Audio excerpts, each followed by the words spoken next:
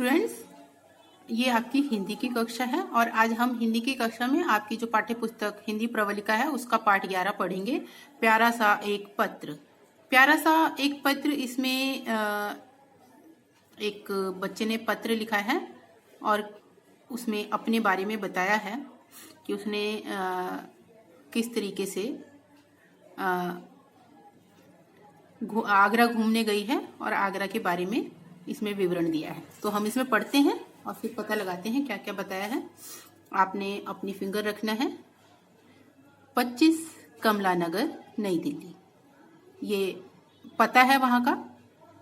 15 जुलाई 2000, यहाँ पे सन नहीं लिखा हुआ है। प्यारी मुस्कान, और ये अपनी जो मित्र है मुस्कान, उसको पत्र लिखा जा रहा है। नमस्ते, तुम्हारा पत्र मिला, पढ़कर खुशी हुई कि तुम आगरा घूमकर आई हो। पत्र में तुमने आगरा के ताजमहल के बारे में बताया। तुम्हारे अनुभव जानकर मेरा मन भी ताजमहल देखने को कर रहा है।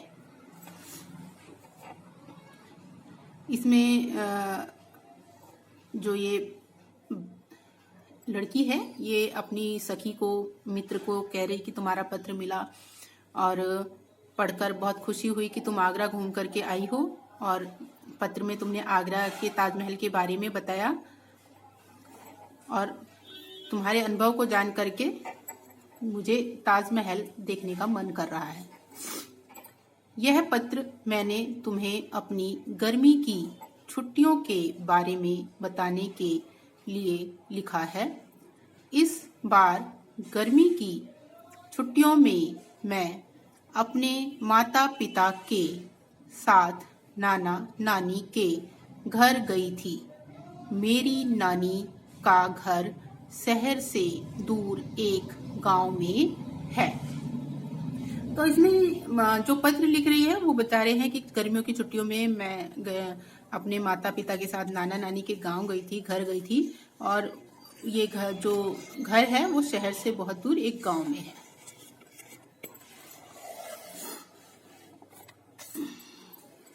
उनके गांव का नाम घाटमपुर है। मेरे नाना जी वहां के जमींदार हैं। वहां पर शहरों की तरह पक्की सड़कें नहीं हैं। धूल मिट्टी चारों ओर फैली रहती है तथा लोग कुएं पर पानी भरने जाते हैं। तो इसमें बच्चा बता रहा है कि गांव जो है वो घाटमपुर है। नाना जी जो हैं वो वहाँ के जमींदार हैं। शहरों की तरह जो वहाँ की सड़कें हैं पक्की नहीं हैं, कच्ची हैं, जिसमें जब कोई व्हीकल चलेगा तो धूल मिट्टी ही हो जाती है और फिर वो चारों ओर उड़ती भी है। तो ये गांव की इस प्रकार की सड़कें उड़ती हैं। और मुस्कान, सबसे आश्चर्य भरी बात यह है कि वहाँ के लोग बेड टी नहीं लेते।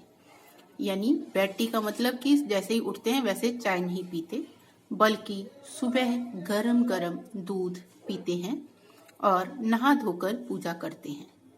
सुबह उठते हैं तो दूध लेते हैं और नहा धो के पूजा करते हैं। वे लोग सादा जीवन बिताते हैं और बहुत परिश्रमी होते हैं। परिश्रमी यानी मेहनती होते हैं। उनका जो जीवन है बहुत सादा है और उनकी जो दिनचर्या है वो बहुत मेहनत वाली है। स्त्रियां घर का काम करती हैं और सभी पुरुष बहुत सवेरे ही काम पर चले जाते हैं। वहाँ की जो महिलाएं हैं वो घर का कार्य करती हैं और पुरुष सवेरे सवेरे उठ करके काम पर चले जाते हैं।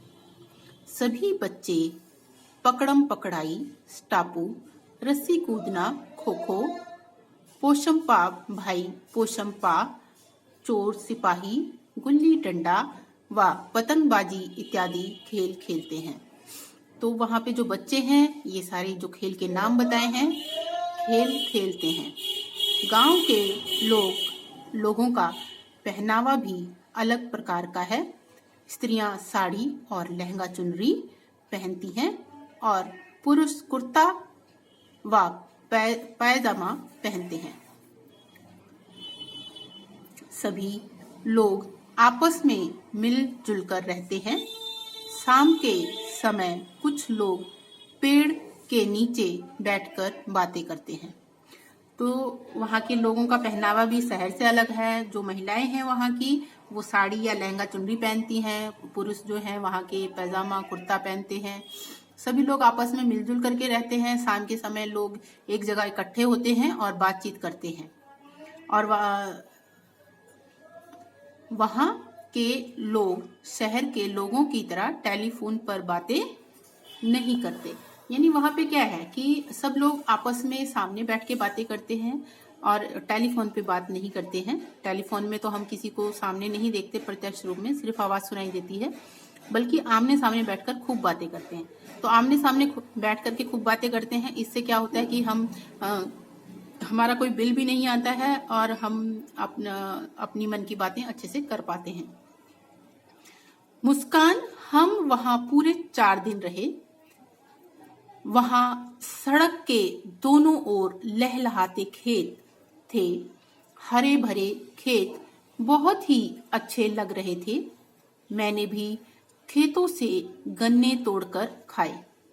यह मेरी जिंदगी का पहला रोमांचक अनुभव था जब मैंने कोई चीज अपने हाथ से खेत से उखाड़ कर खाई थी।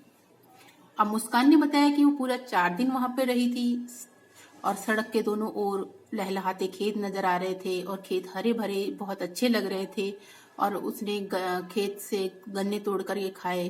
वो बहुत ही रोमांचक उसमें अनुभव कर रही थी और कोई ये पहली कोई चीज थी जिसे उसने अपने हाथ से खेत से तोड़ करके खाई थी।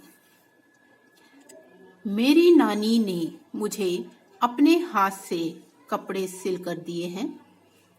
इन 4 दिनों में मेरी बहुत सी सहेलियां भी बन गई थीं। मेरा मन शहर लौटकर आने के लिए बिल्कुल नहीं कर रहा था, परंतु पिताजी को दफ्तर से इतनी ही छुट्टियां मिली थीं, इसलिए हमें जल्दी वापस लौटना पड़ा। हम सभी ने वहां खूब मजे किए। तो 3-4 दिन में ही जो वहां पर बहुत सारी उसकी सहेलियां बन गई थी जो पत्र लिख रही है। और नानी ने अपने हाथ से कपड़े सिल करके भी दिए उस बच्ची को। और शहर लौटने का उसका बिल्कुल भी मन नहीं कर रहा था, लेकिन उनके पिताजी को दफ्तर से छुट्टियां ही इतने दिन की मिली थी, इसलिए उन्हें जल्दी वापस लौटना पड़ा। और इन 3-4 दिनों में उसने खूब मजे किए। अपने माता पिता को मेरा प्रणाम कहना। शरारती राहुल की शरारतें कम हुई या नहीं? मेरा घाटमपुर गांव का अनुभव तुम्हें कैसा लगा?